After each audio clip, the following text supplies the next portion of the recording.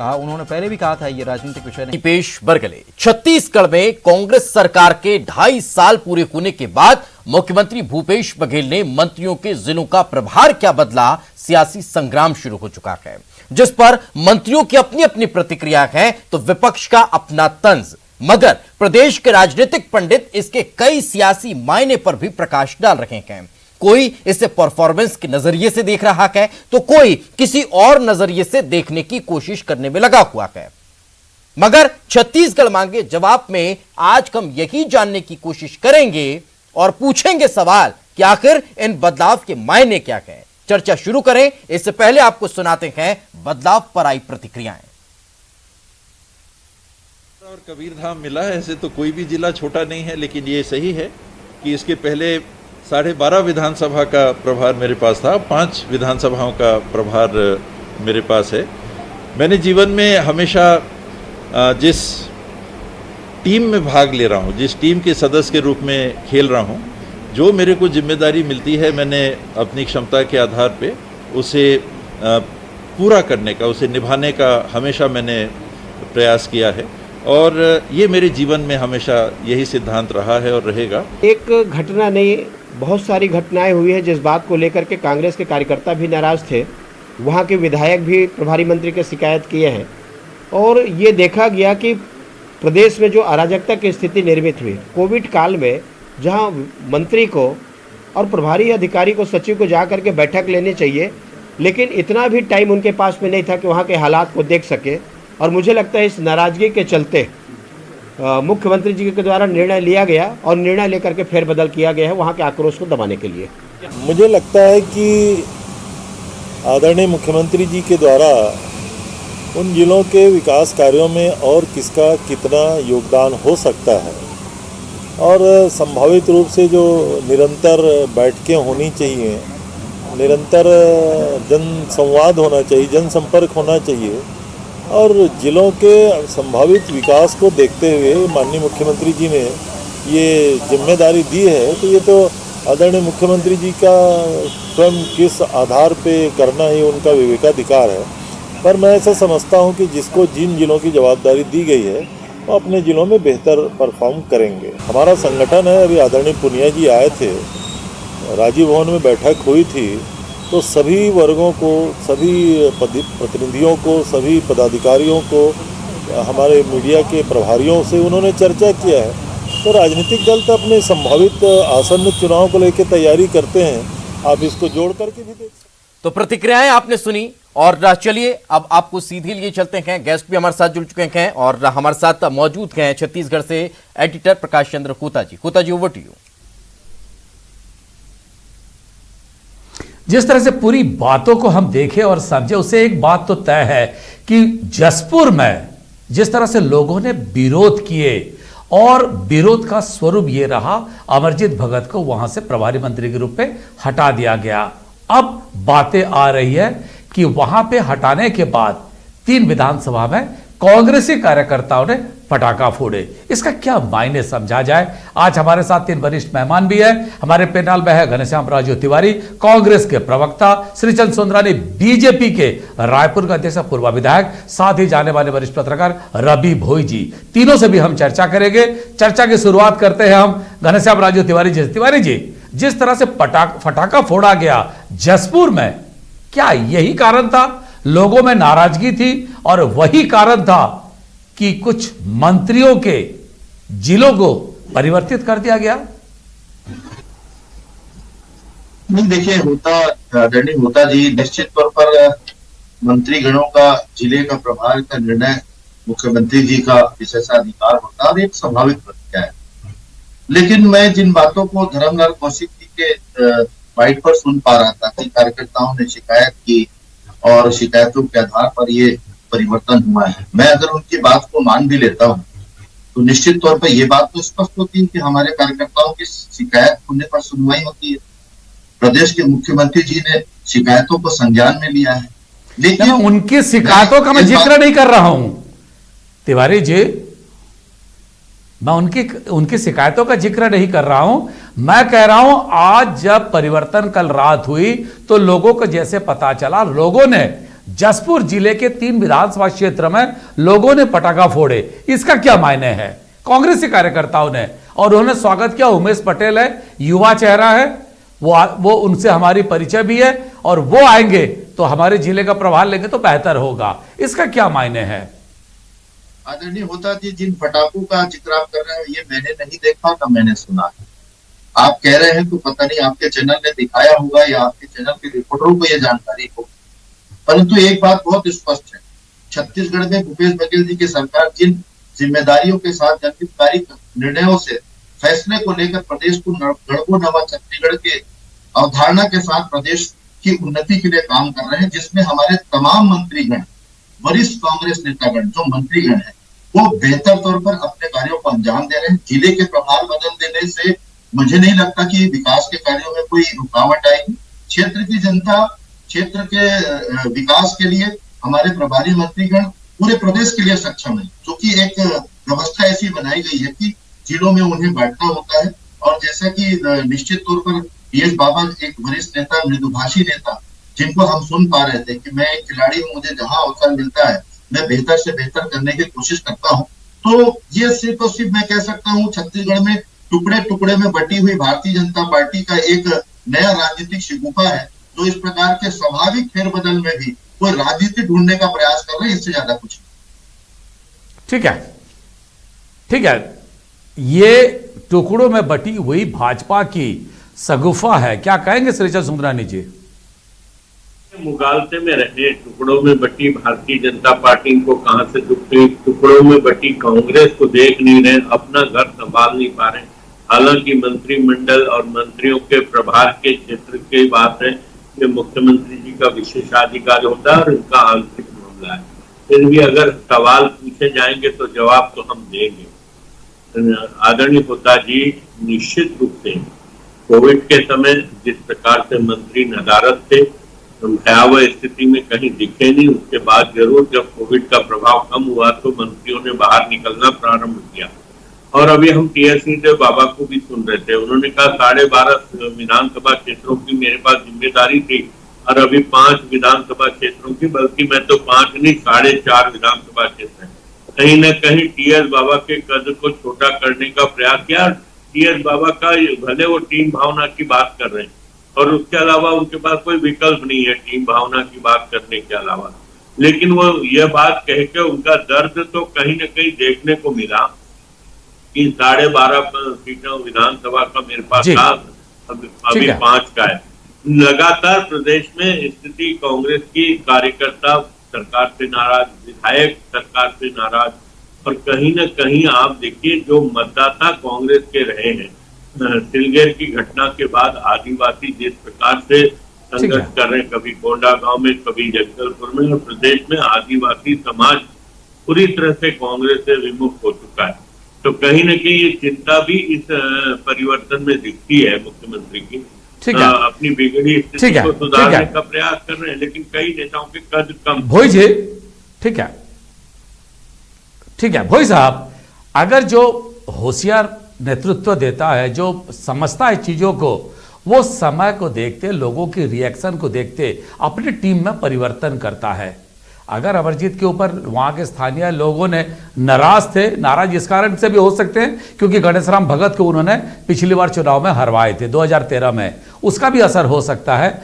यह भी असर हो सकता है पड़ोसी जिले के हैं, तालमेल नहीं बैठता होगा, लेकिन बस्तर में भी यही देखा था और कुछ जिलों में इसी कारण से भी परिवर्तन किया गया। क्या इस परिवर्तन इसलिए भी किया गया जहां कांग्रेस थोड़ा सा कमजोर या संगठन कमजोर दिख रहा है, वहां तगड़े मंत्री को भेजा गया है? मैं एक एग्जाम्पल दूंगा महासमुंद का। महासमुंद में बीजेपी काफी एक्टिव हो गई थी, जिसके कारण ताम्रध्वज साहू को दिया गया। जिस तरह से कोरिया की बात करें, कोरिया में भी यही हाल थी, उसको भी देखा जाए उसी तर्ज पर। अगर कवर्धा की बात करें, अब मोहम्मद अकबर का जिला है, वहां टीएस सिंहदेव को भेजा गया क्योंकि वहां रमन सिंह का प्रभाव काफी ज्यादा है। तो क्या इसको अंग्रेजी में जिसको कोर्स करेक्शन कहा जाता है, सही समय पे सही ये निर्णय लेना ताकि फिर से संगठन को मजबूत किया जाए। और रविंद्र चौबे जैसे बोले कि इसको 2023 के आगामी चुनाव के लिए तर्ज पर भी देखा जा सकता है। क्या कहेंगे भोई साहब? ये सही है कि ये जो बदलाव किया गया है, ये जो फील्ड से संकेत आए हैं, कार्यकर्ताओं के हो, नेताओं के हो, जो भी फीडबैक मिला है मुख्यमंत्री जी को, उसके आधार पर किया है। मुख्यमंत्री का विशेषाधिकार है और परिस्थिति को देखकर वो करते हैं। पर कुल मिला के ये देखा जा रहा है कि 2023 के चुनाव में किस तरह की रणनीति अपनाई जाए और जनता को जहां जहां असंतोष की बात सामने आ रही थी, जैसे बस्तर की बात आ रही थी, सिलगेर की घटना के बाद कि वहां पे आदिवासी कुछ नाराज हैं या नक्सलियों के बहकाव में आ रहे हैं, तो उसको बैलेंस करने के लिए वहां पर कवासी लखमा को पावरफुल बनाया गया। आदिवासियों के बीच कहें या फिर बाकी क्षेत्र से कवासी लखमा काफी परिचित है और ये मान के चला जा रहा है कि वो आदिवासियों को कांग्रेस की तरफ मोल्ड करेंगे और जो समस्याएं लोकल मंत्री हैं, ट्राइबल मिनिस्टर हैं, वो वहां की भाषा बोली सब समझते हैं, तो वहां डेवलपमेंट के काम ज्यादा कराएंगे, जिससे कि आदिवासियों का कांग्रेस के प्रति लगाव होगा। बिलासपुर में शिकायतें आ रही थी कि वहां पे प्रभारी मंत्री को लेकर कार्यकर्ता भी और यहां तक नेता प्रतिपक्ष ने भी शिकायत की थी, ऐसी खबरें आ रही थी। तो वहां पे बदलाव, स्वाभाविक बदलाव था, बदलाव होना था, तो इसलिए एक नया चेहरा दिया गया है और जयसिंह को दिया गया है। तो जयसिंह अग्रवाल कोरबा के, बिलासपुर जांजगीर से उनका कांटेक्ट है, तो स्वाभाविक थे। और जिस तरह से उन्होंने गोरला पेंड्रा में मैनेज किया, तो बिलासपुर बड़ा जिला है, वहां कांग्रेस के विधायक कम हैं, इसलिए आगे आने वाले चुनाव को मैनेजमेंट करने के लिए वहां पे जयसिंह अग्रवाल को भेजा गया है।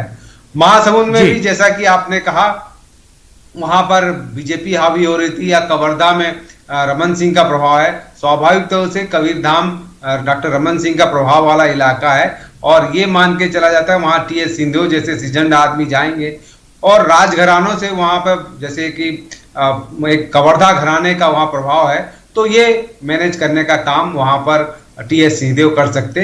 तो ये राजनीतिक समीकरण भी है और आगे वाले चुनाव के लिए रणनीति भी बनेगी। कार्यकर्ताओं को एक नया चेहरा मिलेगा, चाहे वो जसपुर हो, चाहे कबीरधाम हो, चाहे बस्तर हो, चाहे महासमुंद। तो एक नए रणनीति के तहत मुख्यमंत्री ने फैसला किया है। तिवारी जी, जब सब कुछ आपके अनुकूल है, फिर आप इतने डिफेंसिव क्यों हैं? क्यों बचाव के मुद्रा में है? अगर कहीं पे अगर भलाई के लिए अगर कोई परिवर्तन होता है तो उसको दिक्कत क्या है? स्वीकार करने में काहे के लिए हिचकिचा रहे हैं? नहीं, आदरणीय होता जी, डिफेंसिव और अस्वीकारिता जैसी तो कोई भी बात नहीं है। आपने जो प्रश्न किया और जो तथ्यात्मक रूप से पूरे परिदृश्य का जो एक आईना होता है, मैंने वही प्रस्तुत करने की कोशिश की है कि ये निश्चित ही ये माननीय जिले के मंत्रियों का जो बदलाव है स्वाभाविक प्रक्रिया है। सवाल पर जब विपक्ष सवाल करे तो निश्चित ही जवाब देना हमारा जिम्मेदारी भी बनती है। मैं आदरणीय बड़े भाई श्रीचंद सुंदरानी जी को सुन रहा था कि प्रदेश में मंत्री परेशान हैं, विधायक परेशान हैं और तमाम प्रकार की चीजें कह रहे थे। मैं पूछना चाहता हूँ आदरणीय सुंदरानी जी से, क्या हमारे विधायकगण एकात्म परिसर में जाके आप लोग से शिकायत कर रहे हैं क्या कि वो लोग परेशान हैं? अरे भाई, विपक्ष में है, आपको कहना है, कहीं दिक्कत नहीं, आप कहिए। परंतु छत्तीसगढ़ के अंदर जो राजनीतिक परिदृश्य है, वरिष्ठ पत्रकारगण भी बैठे हैं। आज जिस प्रकार से डी पुरंदेश्वरी जो भाजपा की प्रभारी है, शिव प्रकाश जी जो आज उन्होंने जो बयान दिया है, 15 वर्षों में डॉक्टर रमन सिंह जी के सरकार और भारतीय जनता पार्टी के कारगुजारियों के विषय पर जो उन्होंने लताड़ लगाई है, आज उन बातों को आपको चिंतन मनन करने की आवश्यकता है।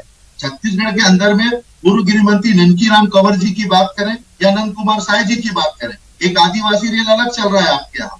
दूसरी बात, मोहन अग्रवाल जी, सरोज पांडे जी और प्रेम प्रकाश पांडे जी अलग चल रहे हैं। मैं इसीलिए कह रहा हूँ, छत्तीसगढ़ के अंदर टुकड़ों टुकड़ों में बटी भारतीय जनता पार्टी अपनी चिंता ज्यादा करे, यह स्वाभाविक प्रक्रिया है प्रदेश के विकास के लिए। माननीय मुख्यमंत्री जी ने जो बताया, ठीक है तिवारी जी, दीपेश जी का एक सवाल है। दीपेश जी, वही साहब, अगर इसको राजनीतिक मायनों के लिहाज से समझा जाए, एक तरफ बात आगामी चुनाव को लेकर हो रखी है, एक तरफ बात कई बार परफॉर्मेंस को लेकर हो रखी है, एक तरफ बात शिकायतों की हो रखी है। अगर हम इसे राजनीतिक मायनों के लिहाज से समझें तो क्या देखा जाएगा इस परिवर्तन को? वही साहब,